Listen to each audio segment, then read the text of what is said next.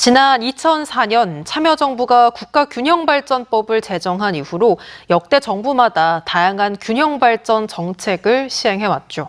하지만 20여 년이 지난 지금 수도권과 비수도권의 격차는 더 커졌고 지방은 이제 소멸을 걱정하고 있습니다. 지역 균형 발전을 이룰 지방 분권을 더 이상 늦출 수 없는 시점이 됐지만 정부의 의지는 오히려 후퇴하고 있고 지방 정부 역시 제 목소리를 못 내고 있습니다. 문철진 기자입니다. 지난 2004년 국가균형발전특별법이 제정된 이후 정부는 4차례에 걸쳐 국가균형발전 5개년 계획을 세웠고 비수도권에 대한 다양한 지원을 했습니다. 하지만 20여 년이 지난 지금 수도권과 비수도권의 격차는 더욱 커졌습니다. 지난 2000년까지만 해도 비수도권 인구 비중이 전체의 53.7%로 수도권보다 많았지만 20년 만에 역전됐습니다. 비수도권의 지역 내 총생산 비중도 2000년 52.3%에서 2020년 47.5%로 줄었습니다. 수도권이 우리 국토에서 차지하는 비중은 12% 정도입니다. 하지만 전체 인구의 50.3%, 청년층의 55%가 수도권에 살고 있고 취업자의 50.5%, 사업체 수의 47%가 수도권에 집중돼 있습니다.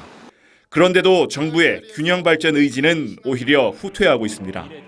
윤석열 정부는 수도권의 공장 입지 규제를 풀고 반도체 학과의 수도권 정원을 확대하겠다고 나선 데다 균형 발전과 자치분권 정책을 이끌 지방시대위원회의 규모나 지위도 지난 정부보다 축소해 출범시킬 계획입니다.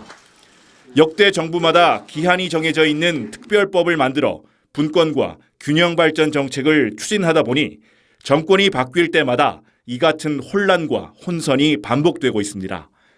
때문에 헌법에 지방 분권을 명시해 지방 분권 정책의 연속성과 일관성을 유지할 필요가 있다는 지적이 나옵니다.